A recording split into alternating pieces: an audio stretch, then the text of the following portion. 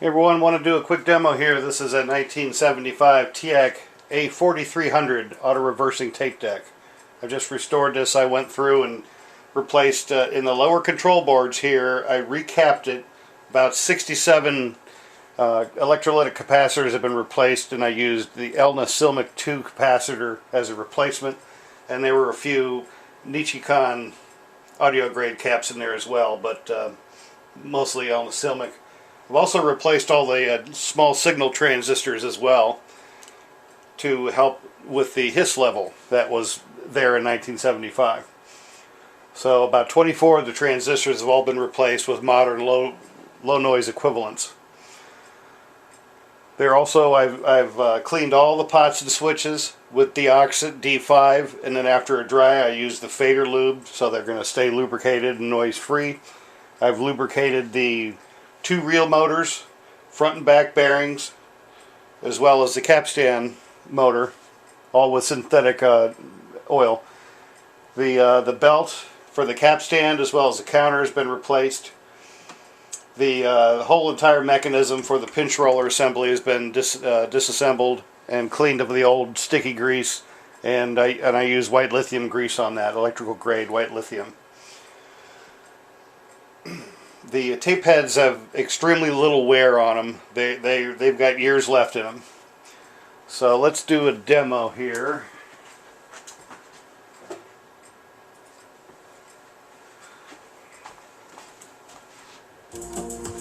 Alright, this is YouTube copyright-free music, thank you. Now let me apologize in advance. The nice thing on these Teac A series, one of the nice things, you can hit the record and the pause button and it arms the system and puts it in pause. This is what's going onto the tape. This is what's coming off of the tape. This is what we recorded, the hearing after the fact.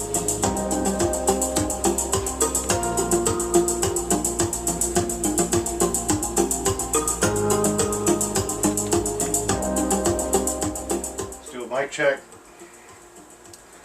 Testing 1 2 3. Whoa. Testing 1 2 3. Left channel. Right channel. Testing 1 2 3 4 5.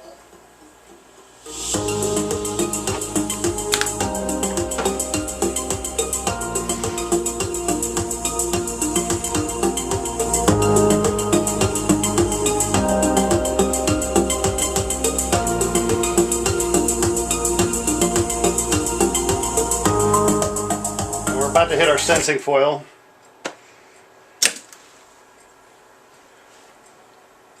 And this is playback only. So it automatically reverses, starts playing the other side. And when I started the recording, I had the counter set to all zeros like you're supposed to do when you load a tape. And if you turn on the counter, repeat,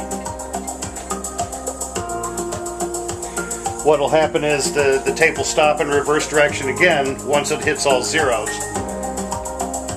So let's just catch up to it there. So you can see.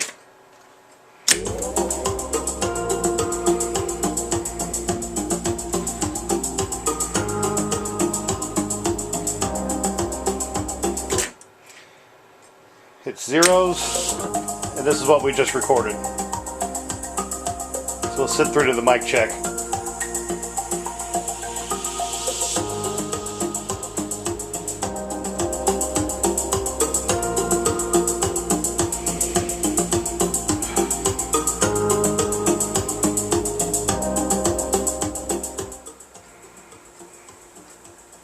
Testing 1 2 3. Whoa. Testing 1 2 3. Left channel. Right channel. Testing 1 2 3 4 5.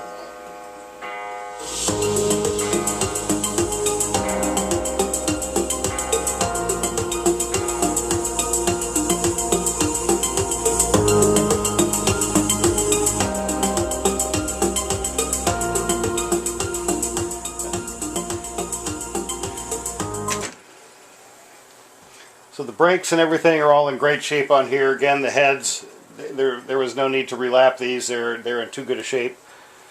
The overall cosmetics of the deck is probably like 9.5.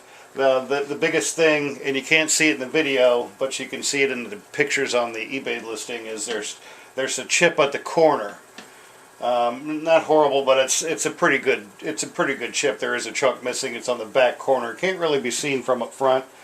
I went ahead and did I just kind of put some the wax and feed finish on it.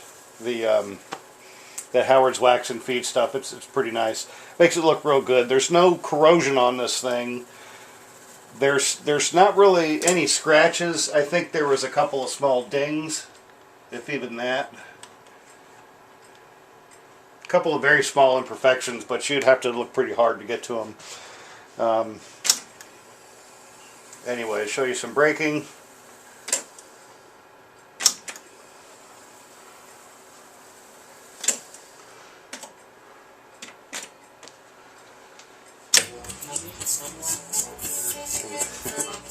I had a 2-track recording on here, so that's why it sounds backwards.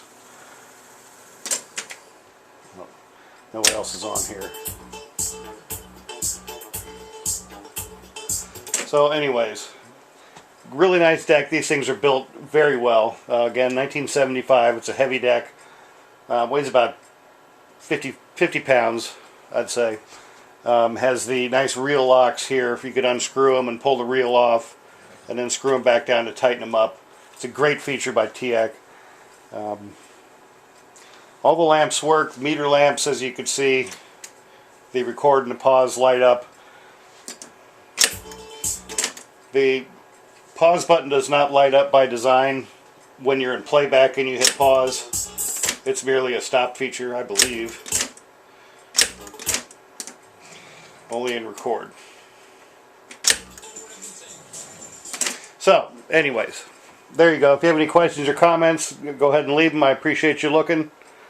Enjoy the holidays.